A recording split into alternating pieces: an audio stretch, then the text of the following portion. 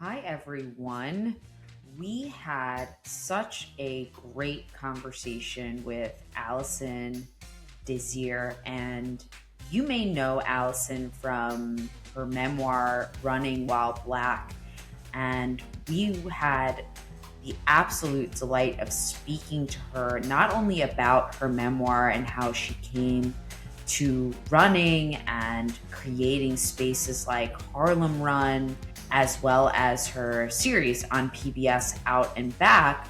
But we also spoke about something that is incredibly timely too, right? How movement right now, especially, doesn't feel safe for a lot of us. And she really spoke about the freedom of movement and how it's more than just having access to outdoor space, and how we can really how we can rise to the moment where ICE enforcement and how policing Black and brown bodies has always been something that has existed for those existing, and that experience is just so present now. And I thought it was such a thoughtful yet fun conversation. We had a lot of fun talking about the different environments that we all have access to in the running community.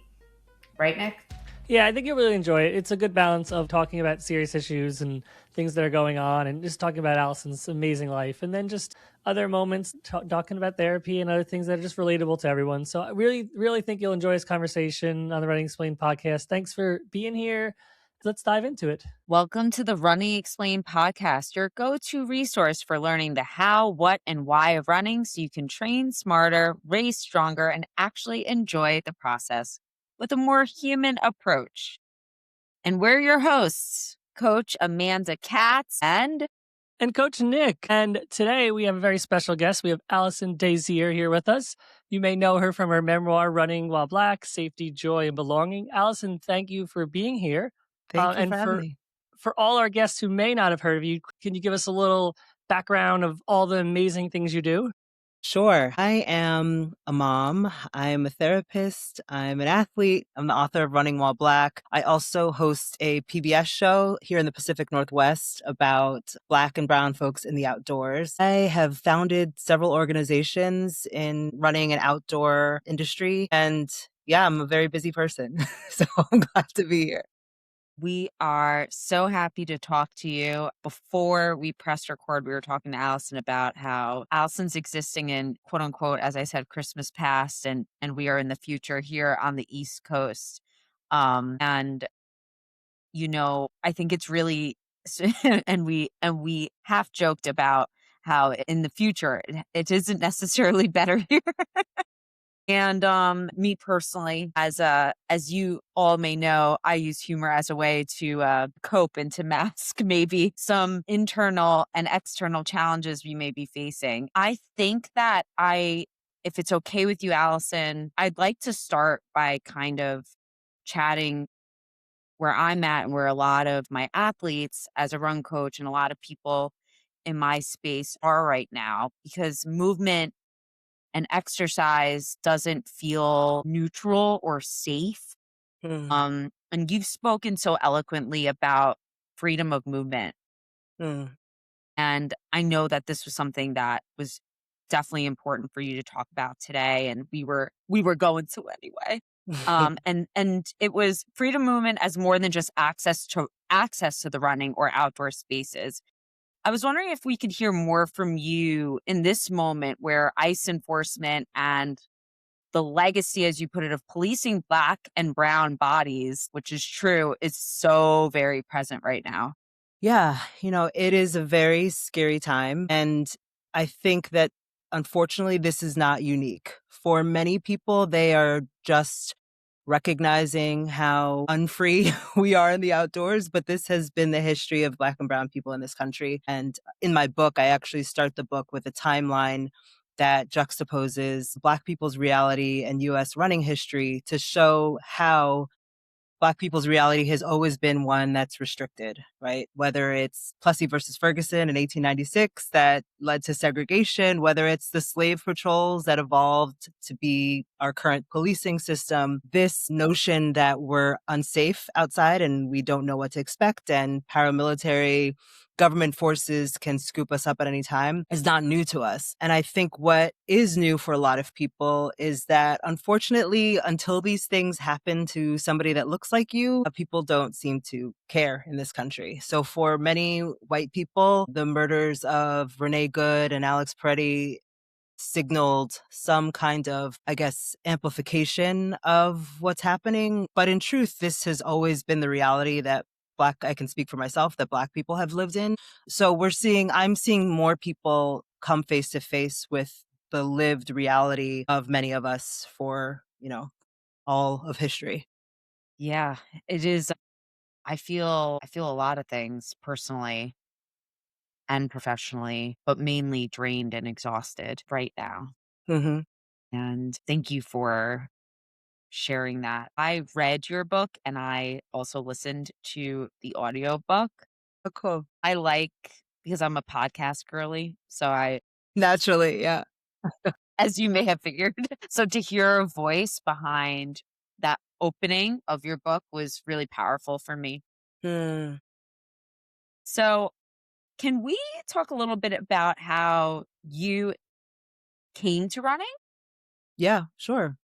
So I grew up running. My nickname is Powdered Feet that my father gave me when I was very young. And it comes from the Haitian Creole saying that describes somebody who's so active, you never see them, just the footprints of where they've been in powder. So I was like beating boys at recess and I had dreams of going to the Olympics, which now that I know Olympians, I'm like, there was no way. But long distance running, I came to in 2012. I was very depressed and just like stumbled upon somebody on the internet, a friend of mine who was training for a marathon. And up until that point, I had never seen a regular recreational Black athlete training for a marathon.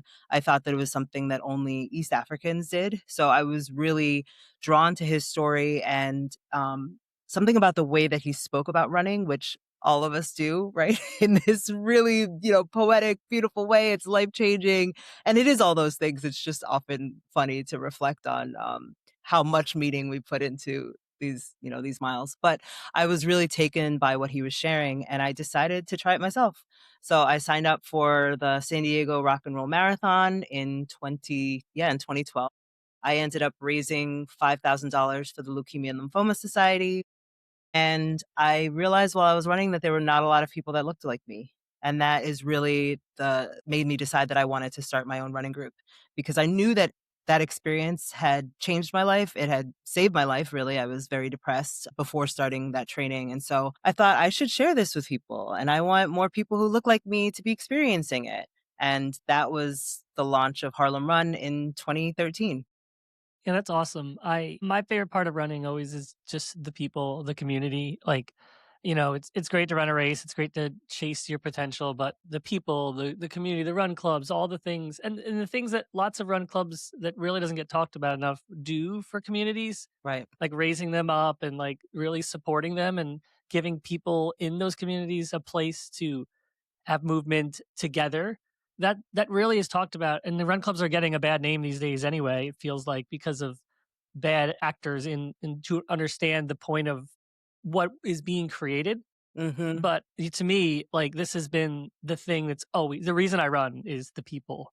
Always, Yeah. it's what brings me life and those conversations. Totally. I moved to Maryland in 2010, and the only way I met people as a 30-year-old was running. I was like, how do you meet someone as an adult? I don't know where to go, but running brought them to me, and so that's been the thing I Just see always Nick remember. aimlessly walking around Maryland. Well, you want to be my friend?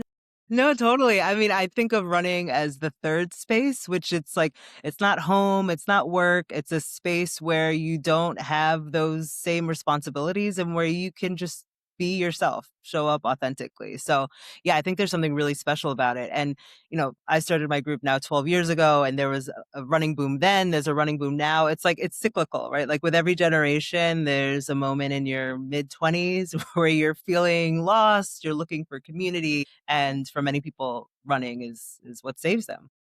So Harlem Run, still, I have not, despite living awfully close, my good friend Caroline Geiger. I'm giving her full government Yes, on yes. the podcast. I'm so sorry, Caroline. Hey, I love that. Because Caroline and I met through, we're both, or she was at the time. I'm an instructor at Equinox, and so she as well. She lives Okay, near cool. me. And so she's actually who shared your group with me initially before I got your book. And I have not run with Harlem Run, but can you tell me a little bit more about that space you built? Yeah, it's really cool because I now live in Seattle and Harlem Run still meets every Monday night, Wednesday night, Tuesday morning, and Wednesday night.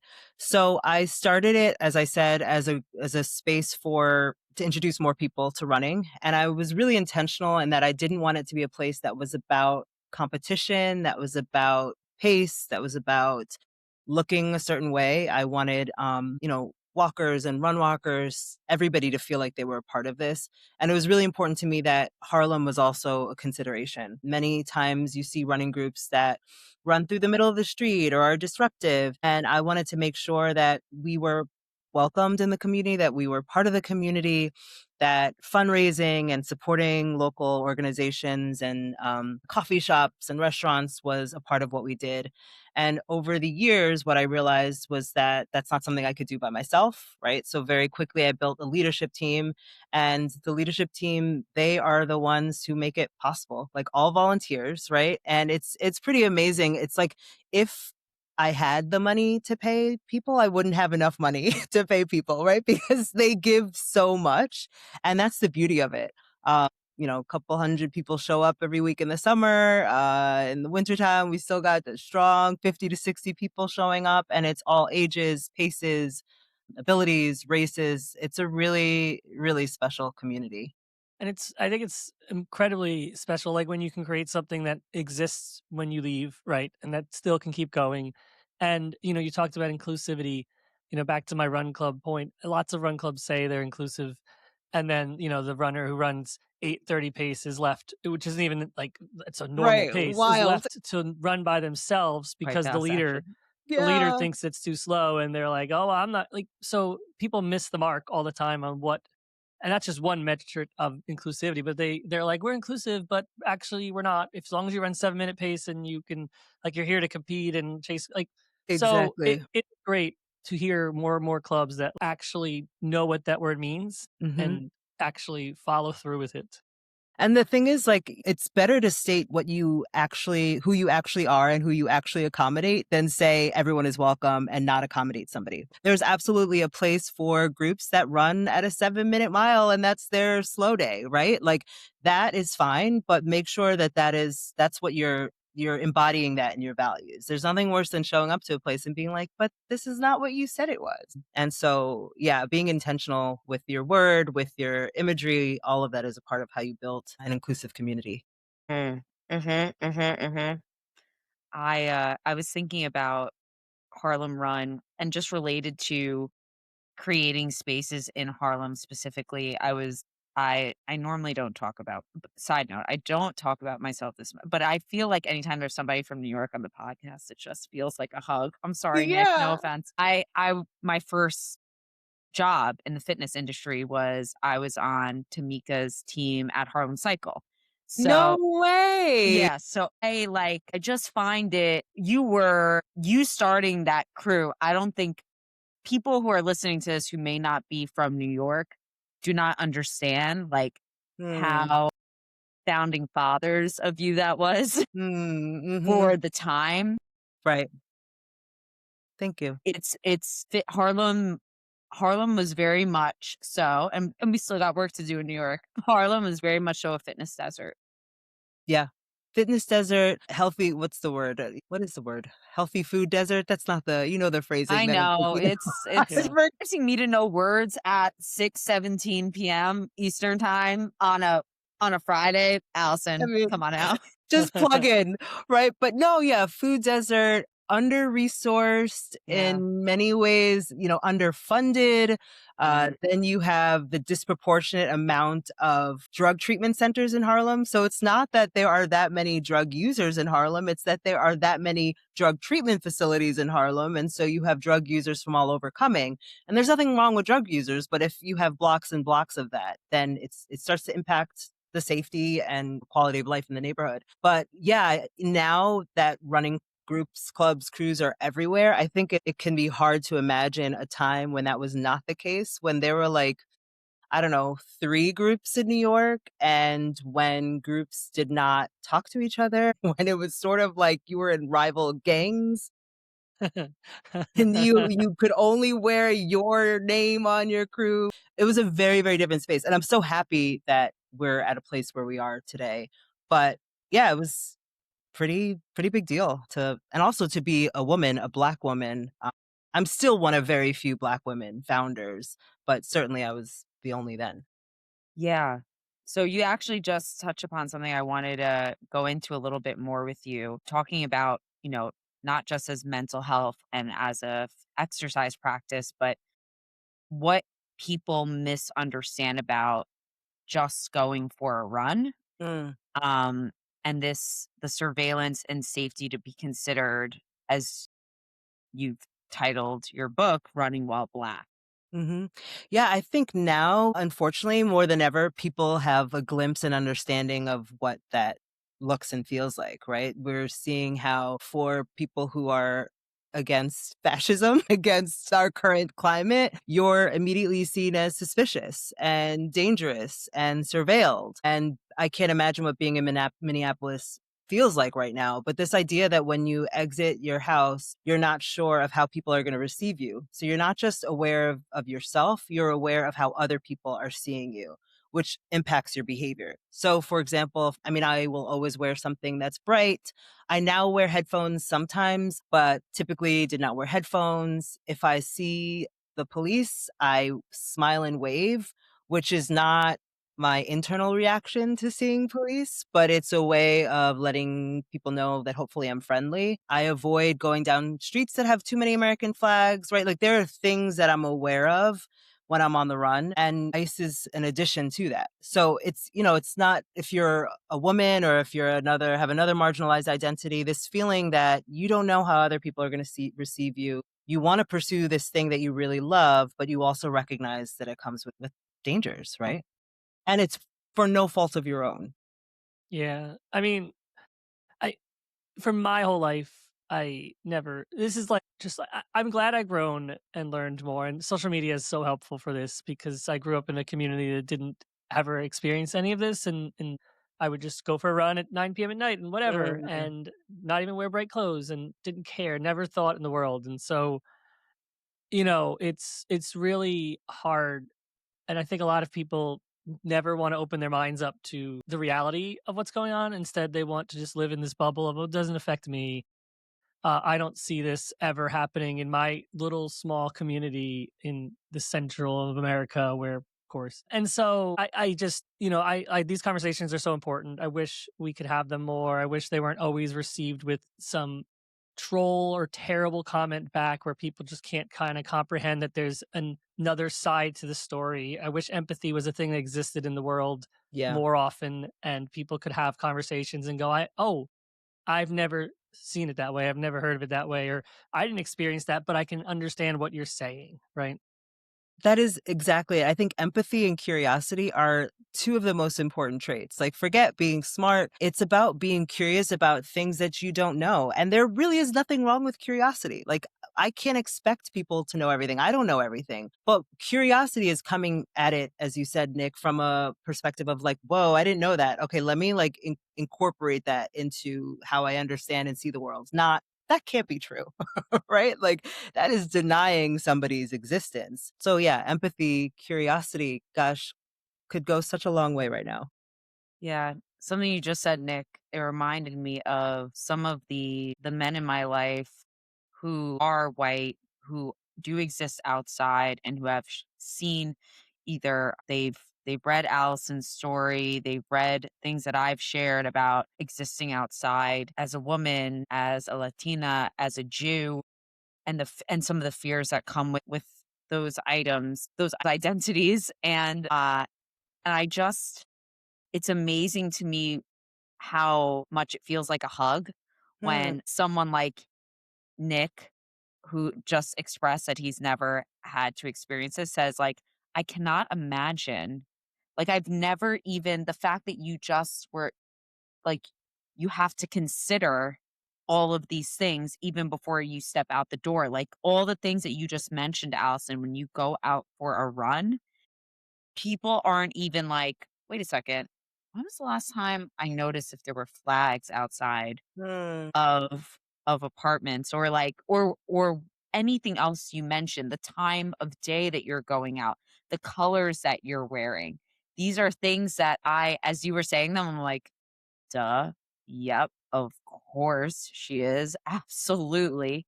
Hmm. And it's because of, even though I am white appearing, I grew up in a community where my friends had to do those things. And it is such, it is so, it's just reality. It's not like, you don't have to put like, oh, that's sad. Oh, that's weird. Like, no, it's real. Right. Right. Yeah. And I think, it's hard for people to acknowledge that somebody has a different experience, and it's like, that doesn't take away from my love of the outdoors. It certainly hasn't stopped me from running and hiking and all the things that I do now in the Pacific Northwest, but it is a consideration. And the more that we can take people at their word and then build for those people, right? Like if we built environments, spaces for the most marginalized, then everyone would benefit, right? Like everybody's needs would be met. But what we do instead is we build spaces around the most privileged, and the most amount of people are therefore left out. Mm. Hmm. Yeah. Yeah. I mean, like I said, I definitely did not experience this a lot. Like I think I said, it's the internet. Like when you had open to knowledge that you couldn't get, I was having a run the other day. I was just like, wow, how would I figure things out as a 12-year-old? The only thing I had is a book. Now it's like you just type into ChatGPT and you're like, what's this thing that I want to know? And they're like, oh, here's the answer in 5 seconds with some level of accuracy. But and so yes, all these conversations, I think for white people like me who want to learn, I think one thing is acknowledging this stuff. And the second thing is like going beyond, right? Instead of learning, having conversations with people, being curious, like you said, I think that is one of the most important things people could do more these days, is just be curious about someone else's existence, how they're living their life, what's going on in their lives, because you could be shocked. People have other experiences and those impact how they feel in every moment, and take that into consideration. Yeah. Well said. Well said.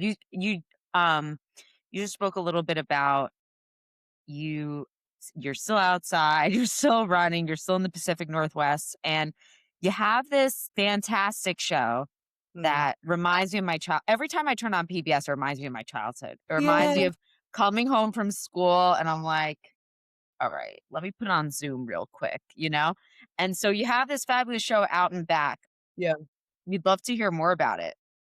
Yeah, it came as a total surprise. So during the pandemic, I had a Zoom event back when everything was on Zoom. Wow. It was a Zoom Different panel. Zoom than the Zoom I just mentioned for Right, for the kids exactly. listening. For those who aren't tracking, it was an event. There was a screening of Myrna Valerio's film, which is a film about her.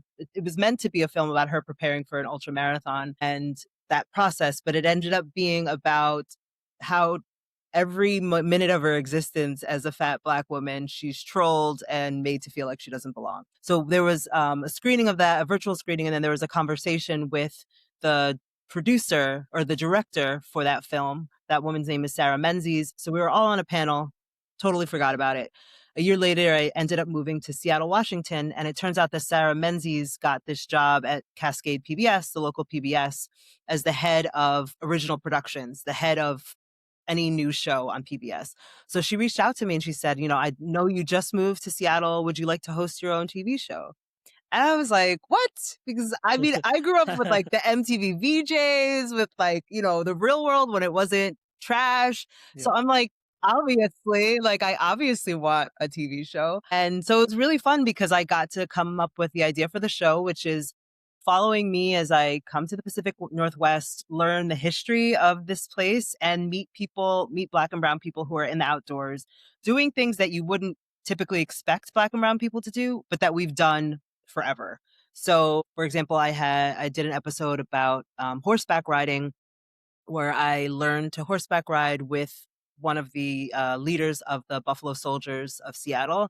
The Buffalo Soldiers were a unit in the 19th century that were an all-Black unit that were some of the first stewards of our national parks, right? So this idea that Black people don't ride horses, I mean, Black people are known for rodeo, for all kinds of outdoor experiences, but those stories aren't told. Fly fishing with a Black guy in Bremerton. I've done skiing, snowboarding, like all kinds of surfing. And it's been really incredible, not just personally, but for people who watch the show to get interested and excited about new activities and to learn that this is our history. Like, this is our stuff as much as it's anybody else's. That is so cool. Yeah, I saw it on your Instagram recently, and I was like, I have to watch this. And then I saw it's coming back for season 4, so that's Yes. exciting. I was flying over here, and we're filming season 5 right now. Oh so my gosh! Stop it. You wait. Fourth You one, are here in we the go. future. Wait. I am in the future. Is it better? Yeah. No, it's been really cool. Yeah, it sounds like a fun way to have conversations and, like, stay true to, your love of outdoors and these type of experiences, and like bring history too with it. Like, it seems the perfect combination of a way to kind of tell a story and live some fun experiences and talk to some awesome people. I mean, I can't believe how lucky I am, because imagine you move to a new place. Like you just said, Nick, how do you meet people? Well, for me, it was my job, like finding who is somebody who does this sport that I also want to try. Okay, now I get to try that thing for free and, and talk to this person. So I just immediately had this network of people all over, and not just Washington, British Columbia, Oregon, all of the Pacific Northwest, people doing things that I wanted to do. And then introducing other people to organizations and people doing all of these cool things. Yeah, I mean, hey, Baltimore, if you're listening, I'd like a TV show too, so I can meet some friends. So thanks. You never know who's listening. So that could have been good for you. Shoot your shot.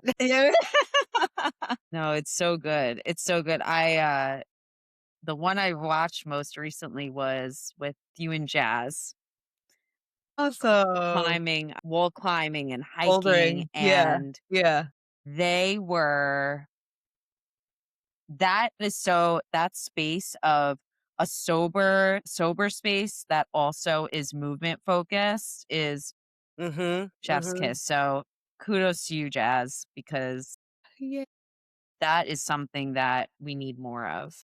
Yeah, I think as we get older, or like in the age range that we are, right? So many things tend to be around alcohol and around being inside, and in moderation maybe, but you miss so many opportunities to really connect deeply with people. And yeah, Jazz is doing some like really fun stuff. I love that you watched that. Yeah, that was a good one.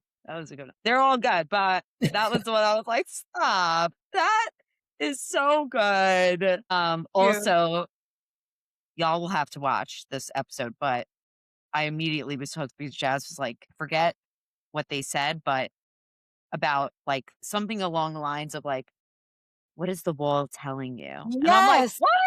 I know. I was like, I didn't know I was gonna go to church. Like, I was like, this what? is a philosophy. This is telling me.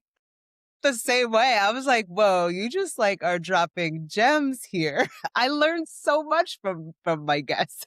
It's really incredible, because it's like I get to occupy their entire world. It's like trying on an outfit, but like, and then playing around in front of your mirror, right? But it's like with people who are leading me along with them. I get instant credibility. Like, it's a really, really special job that I have, and I don't even see it as a job, right? It's like, when people say that, it's like, I know work is work, right? But this truly is a space where I get to discover and play and have fun. Yeah, and you said I think you said full attention, but what that phrasing, but it's so true. It's when you're outdoors and you're with someone and you're having an adventure, you actually are there with someone. Everything else in our lives, it feels like someone's on their phone, half listening. You're at a bar, someone's phone's out, and your wrist beeps and you obnoxiously check your phone and no one's ever present anymore. So Yeah, you're right, like getting out, doing an adventure, when we go on runs, no one's checking their phone. These times of movement, you can really have a great conversation with someone, learn a lot, and be present with each other. totally. So it's a lost art. It really is. PBS, if you're listening, Allison says that she wants to do a show on that. She's going to Yes. do a show. She call it off screen with Allison. That's what she says. That's great. I just remembered something. I don't know if you're doing it this year. Maybe you are, maybe you're not. You've brought groups to Mount Kilimanjaro. Yes. So I am not doing it again, but I climbed Kilimanjaro 2 years ago and it was, man, it was like so hard, but so amazing. And I shared about it on social media and I was honestly shocked, but several people reached out to me and said that they wanted to climb Kilimanjaro. So I hosted a group this past year and there were 12 of us. I believe 10 out of 12 summited the mountain. And it was so cool having done it myself and then being able to take people on that journey. And like Kilimanjaro is difficult no matter how many times you do it, right? Like it's a walking mountain in that it's not mountaineering, but there's so much patience involved. Your body, you never know how your body's going to respond. There's so much trust involved. And to see people do something like that and to know that I played this part in getting these people to do something they never imagined they would do is just really, really special. And like all of that comes from really me founding Harlem Run, like recognizing that I have the power to do things. I have the power to change my circumstances. Of course, I have a lot of privilege that's allowed for that, but I'm not waiting for other people to invite me somewhere. It's like, okay, I want to do that. Let me see how I can do that with my community, with the people around me. Yeah, that's such a cool way of doing it. I mean, and your point about waiting on others, like so much of everyone's journey feels like it's waiting. They know what they want to do, they're ready, but they're not ready. Right. And they're just waiting for, oh, well, when I figure it all out, then I'll start. And it's like, well, by that point, the thing you want to do won't even be needed anymore.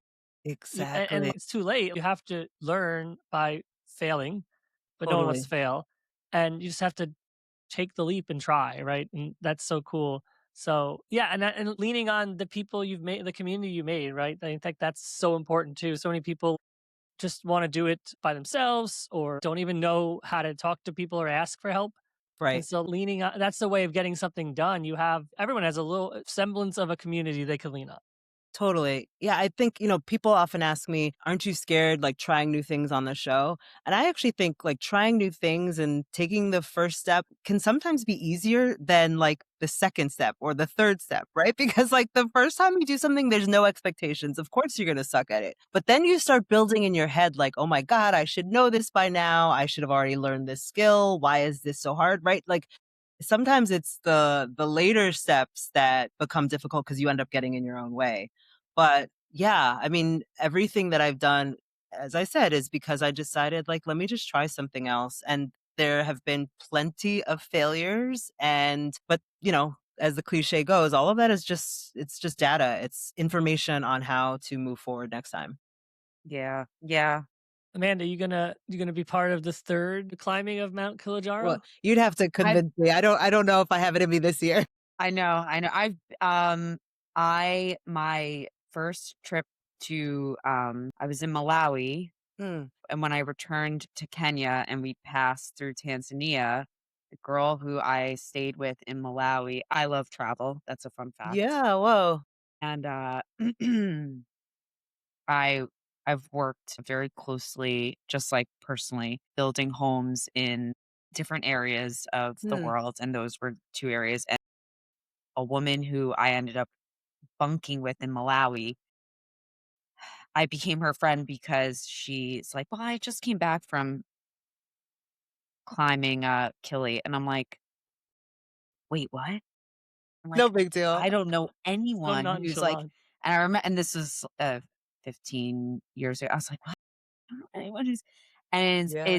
it is truly something that is, it's on the list next. So you're saying it, but like I genuinely am, quote Mm, unquote, it's one of the things that I'm waiting to feel ready to do.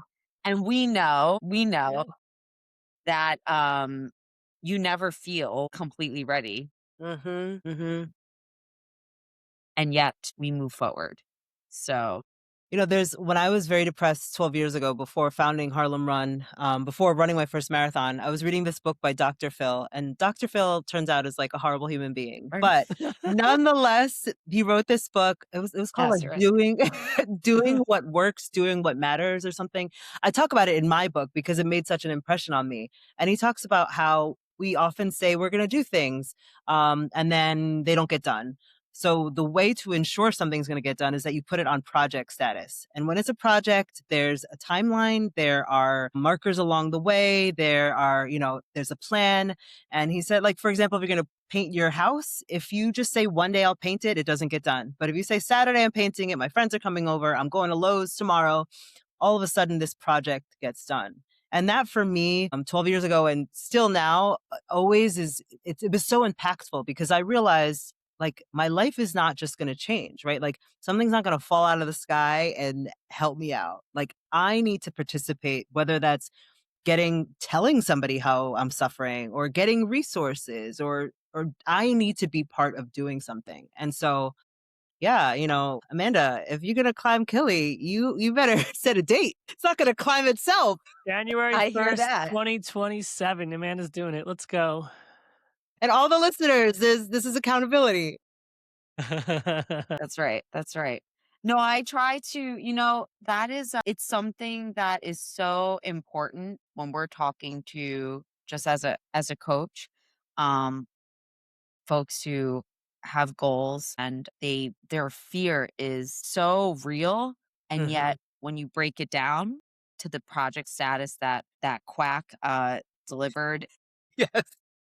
but you managed to share so well is so true. The fear is real, and giving yourself that project status, that timeline. I love that. No, Yeah, Kili will come. Kili will come. I Yeah, believe it. I believe yeah, it. it Yeah, will. the fear is always there, right? Like I even in having these conversations that we're having, like there's some amount of fear around that. But, it's like you also another thing that I think about is like building up the muscle for it, right? Where it's like when you do something the first time, it's really scary, it's really difficult, but it doesn't get any less scary or any less difficult, but you get stronger. Like it's with lifting weights, right? Like you develop the muscle to be able to do that same thing.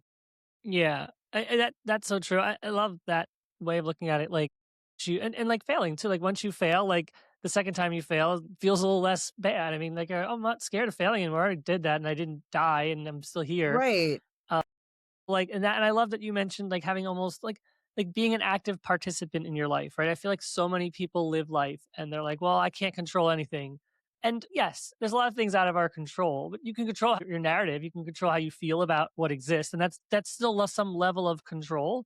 And Totally. you need to accept that you do have control of some parts of your life, because if you just feel like you're a passerby, then you're never going to get where you want to go. You're always going to feel like everything just happens and I can't stop. You are an active participant in your life, and you need to start doing that.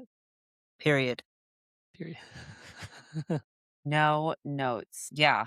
No, that's reflecting. I'm sitting here reflecting on what we just kikied about. So you did mention in your introduction that you were also are a mental health therapist. Yes. Yes. And so are you in private practice? Where do you practice? So I got my master's in counseling psychology like now a million years ago in 2018, I want to say. And initially I had hoped to get my license to practice in New York, but like I ended up running from Harlem to Washington, D.C. Lots of stuff happened. I ended up getting pregnant. So I never actually I never actually completed my licensure. So this past year, I decided finally to return to therapy. So before you get licensed, you have to practice this doesn't matter. But anyway, I'm part of a group practice. And yeah, I see like 20 to 25 people a week, clients a week. And it's both energizing and draining, right? Energizing because you get to be part of somebody's story, right? People have a lot of narratives around why their life is the way it is. And I get to be part of like pushing people, stretching people, asking questions. But then also on weeks like this, man, it is so heavy because you're hearing all of this collective fear and just trying to like hold it for people, right? So, but I will say, I think it's one of the most amazing things, like that somebody just comes into a room and implicitly trusts you and starts telling you, like, I have heard some things, y'all. But they know that this is a space where they can share that, it's kind of wild. It's so cool. I've been going to therapy 15 years now. My wife's a therapist, Awesome. and Oh, so to your point, like a lot of the time she'll end her day, and I'll be like, let's talk, and she'll be like, no, like I'm just drained. Like I had a lot of conversation, and I'm like, I understand. So like, yeah. but like it's a lot. It's a lot of stuff, especially as times are hard. And COVID, she was doing it, and that was very hard. Mm, But yeah. for me, it's like, you get this space where you get to talk about yourself, like for like 45 minutes, just me, and someone's just listening, and they're sort of offering you advice, and it's non-biased. So it's helpful in a way. Your friends are just like, yo, whatever you said, that's great. Go do that. And you're like, I don't know if I should. And they're like, no, you got this. But your therapist is like, well, have you thought of this? And what I always love about it the most is I've learned so much about myself from just conversations with someone else who just offers words of encouragement or just letting me talk. And then I'll like finish it, and I'll go on the internet, and I'll like Google terms, and I'm like, oh man, that's why I have abandonment issues because so I'll go too far with it. But I've learned pieces of me and my trauma and how to kind of exist in that space. Big Totally. fans of therapy here. Yes, we are. And it's funny because it goes both ways, right? Like as I'm listening to somebody's story, it offers me an opportunity to reflect on my life too, right? And there's a piece of that, like in therapy, you think about what's called countertransference, which is like essentially a therapist being triggered by something that the client says. And that happens, you work through it. But I've learned so many things from seeing how my client would approach something, or even having a reaction to something my client did, and then realizing, well, that's because I do that. It's That's about what's me. happening. Yeah, this is my stuff. Okay, thank you. Right? Like you're in a room with somebody in just the most vulnerable way. And it's so cool when somebody says, like, thank you, you helped me, or Yeah. that was really hard, but I can do it. It's just like coaching, right? Like when you see somebody make this transformation that you had a part in, it's so awesome. Do you ever? So I'm gonna. I hope none of your clients are listening to this, or maybe they are. Maybe they are. I'm a run coach. I'm also a personal trainer, and sometimes I'll be training somebody one on one, and it's and it's around the same time as a therapy session. By the way, I am the one, and Nick knows this. Exercise is not therapy, but sometimes they be saying things that I'm like, I'm so glad you have a therapist because I'm going to give you my real opinion on it. You need to divorce him. Do you ever? do you ever? Do you ever? Is your style one to be honest, like you're trying to guide them in the way, but Yeah. you have your opinions also about the way? Is that hard? Well, what I often do, again, you approach things with curiosity. And I think one of the most powerful things that a therapist can do is like somebody will, let's say they're complaining about their relationship. Like this guy treats me so poorly. God, like I don't have any fun with him. I feel this way every single time, but I really love him. And so what I'll do is I'll say, it sounds like you're saying to me that your husband doesn't treat you well. You don't enjoy being with him, but you still love him. Do I have that right? And then people are like, yeah, right. Like having it reflected back. Or sometimes I'll be like, I'm curious about, wow, it sounds like that's really difficult. And it sounds like you've been doing that for a long time. Like, how do you manage that? That sounds really hard. And then somebody will realize, like, that thing is hard. Oh, that's not normal, right? Sometimes just like reflecting back to people. In my head, I'm like, girl. Right. So that is right. And so But it's that's also why exercise isn't therapy, because I am often the first person who my people come to and they're like, so no one knows this, and I'm like, okay, it's happening. Great. When are you going to tell him? no, and because I mean, as you know, right? Like people make change when they're ready. And Yes. so when I'm there to, like, if something is unsafe, I'll say, wow, that feels really unsafe. And that, again, somebody will describe an experience, or like, I mean, also with Gen Z, people are going out and getting wasted and forgetting everything and then waking up the next day. Yeah. And I'm like, wow, that sounds like could have been really dangerous. You were out and you had no idea where you were and you have no recollection of what happened. And then they'll be like, oh shit, that was dangerous. Right. So it's just having somebody who reflects your words back to you, who makes you stop and think, can be really powerful. Yeah, I think, and for therapists or even for coaches, it's also super cool when you can see someone willing to hear that and not get defensive, right? Because in the Yeah. beginning, people are always defensive. Like, oh, I didn't mean it like that. No, I still love my husband because he did this vice thing once, like 17 years ago. And then you're like, oh, okay, well, I won't push. But like we'll reflect the next time you kind of go through this. So like it's so cool. You know, we see as coaches for therapists, and my wife tells me all the time, like seeing someone kind of break down those barriers and be willing to like listen and reflect and like just be vulnerable with themselves, right? Because that's the whole point. Totally. Like people get so defensive in therapy, they're feeling I want to prove to my therapist like I'm a great person. Meanwhile, the therapist like I have no bias on whether you're great or not. Like we're here for you. And like, it's clear you have a wife who's a therapist, because like everything they're saying. Because I also think about, like, when somebody has a defense, I'm like, how has this served somebody? Right? Like, oh, they don't want to go there. Oh, because they grew up in this way where they learned that vulnerability was weakness. Therefore, they have this defense. That defense is serving you in this moment. Like, I'm going to let you have that. Like, we're not going to work on that right now because I understand why this is happening for you. You know what I mean? Anyway, I love therapy. Again, it can be exhausting, and sometimes I don't want to talk to my husband, but it's really cool. Yeah, that is, yeah, that was good. That was good. It's unfortunately, I know you're exhausted, but it sounds like you're good at it. Unfortunately. And listen, So, if you ever want to be a therapist, man, our directness, like, people value that so much. Like, sometimes when I do say things, sometimes when I do say something, it like really hits. And it's many times in your life, people are not being real with you. They're I saying know. the thing you want to hear. So there could be I a know. future, Amanda. One thing about me is I actually have a lot of one-on-one athletes who are mental health therapists. And the way that I'm like the compliment, but then I'm like, okay, what else is happening here? What else?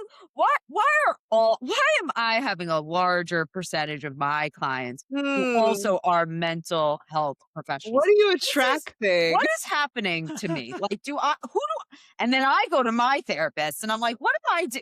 So yes, thank you. Thank you for that. Yeah. So anyway, that was fun. I definitely want to go back to running for a moment. Mm-hmm. Can you talk to us a little bit about what holding the running industry accountable and what allyship looks like? Mm-hmm. Yeah, I think, God, so much has changed since, well, so much has changed and so little has changed Yeah. since the book has come out. But I think that the running industry thinks of itself in a particular way, right? Like and I loosely think of the running industry in a certain way. Like when I talk about the running community, I'm like, people are so nice, people are supportive. The running industry, they like to think that everybody's here to support you and your goals and your progress. But what's often missing in the industry and in communities is a recognition of who is in that space and who's not in that space, right? Like if you look at running industry leadership across brands, across retailers, across event organizers, race directors, coaches, well, there is a certain type of person that's well represented, and then there's people that are not represented in that, right? So why is it that it's mostly white men in positions of power in the running industry, right? It's nothing against those white men that are in those roles, but it's why is it mostly that? Like, why are there such few women of color? Why are there such few trans folks? Why is it this certain population that accumulates and holds all of the power? So part of accountability is really just, again, reflecting that question back to people. And so what does that mean in terms of the opportunities that people are getting?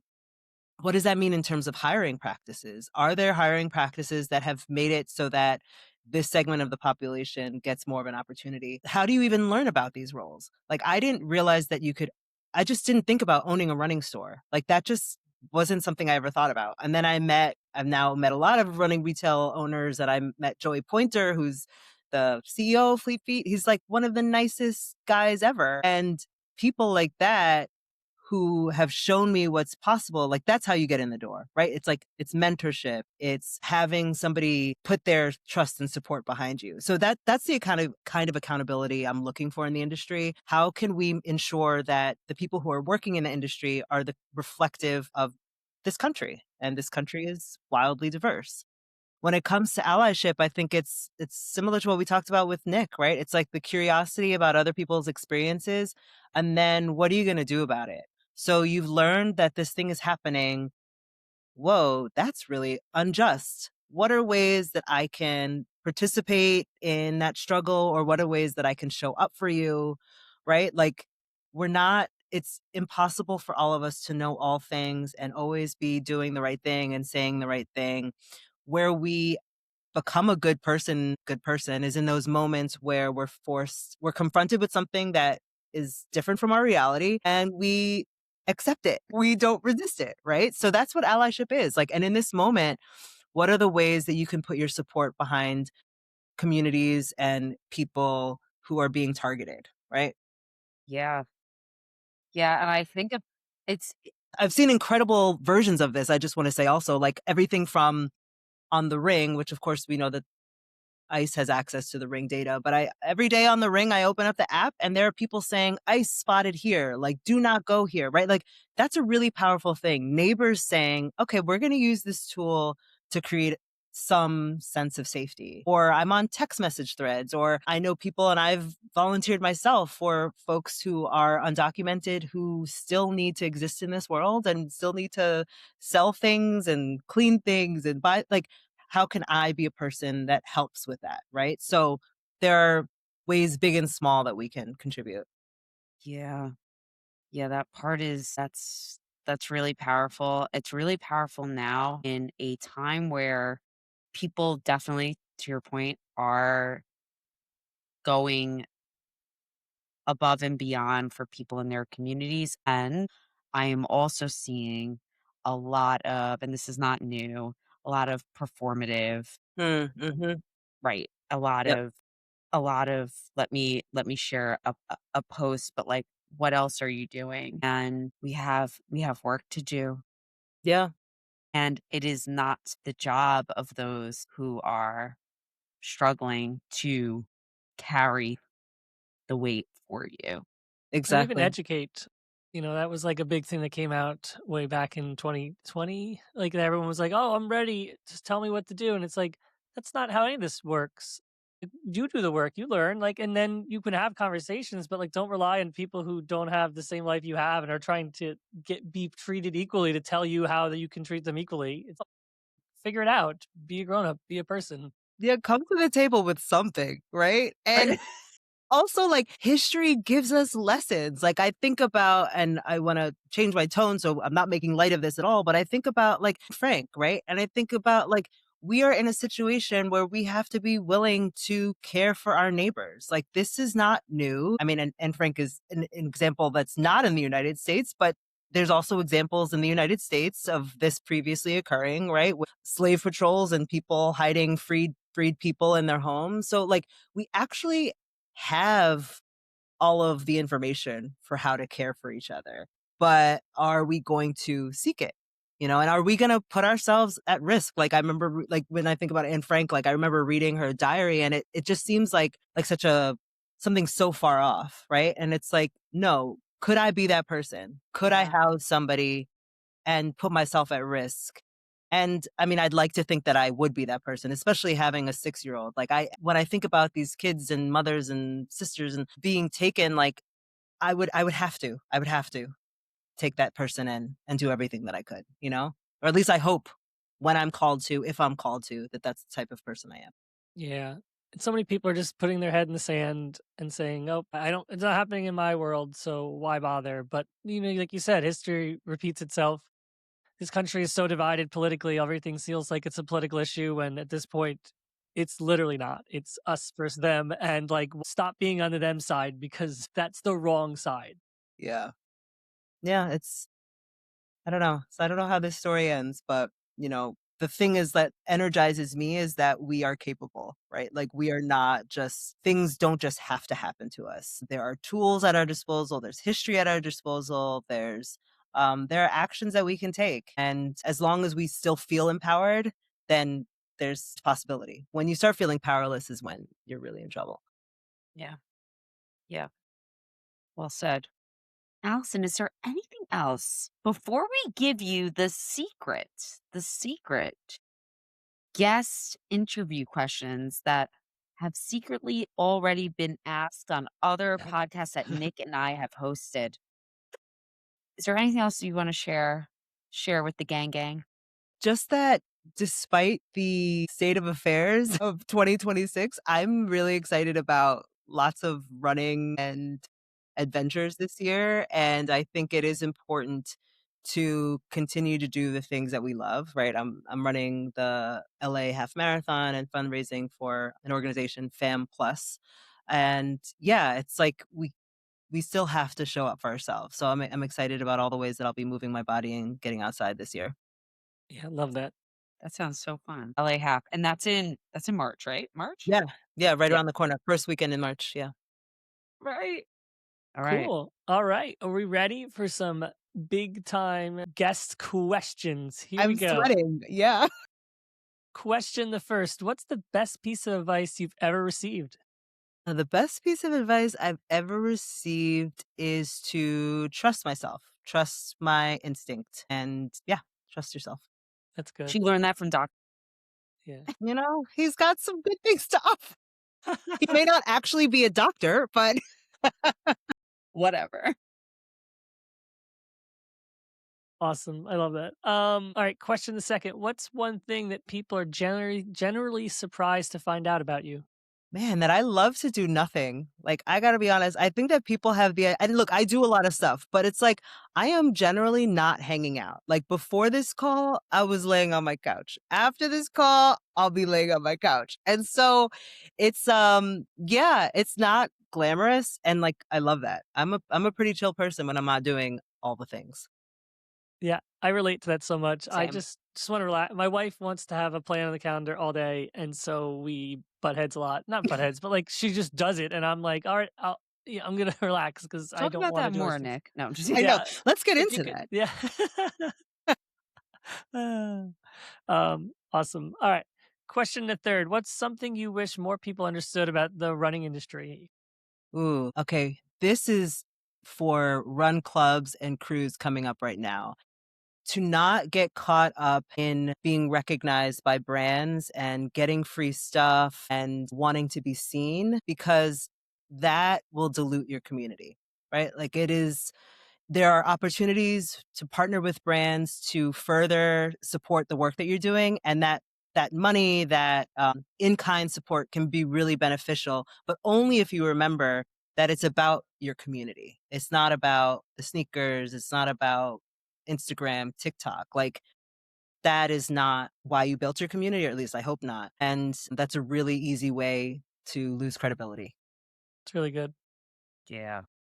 That's it. It was only 3 questions. You got 100%. done. You got them all right. Yay! I'm a winner. Okay, I really legit did start to sweat. I'm like, let me take this off. I was like, damn, she still has that vest on.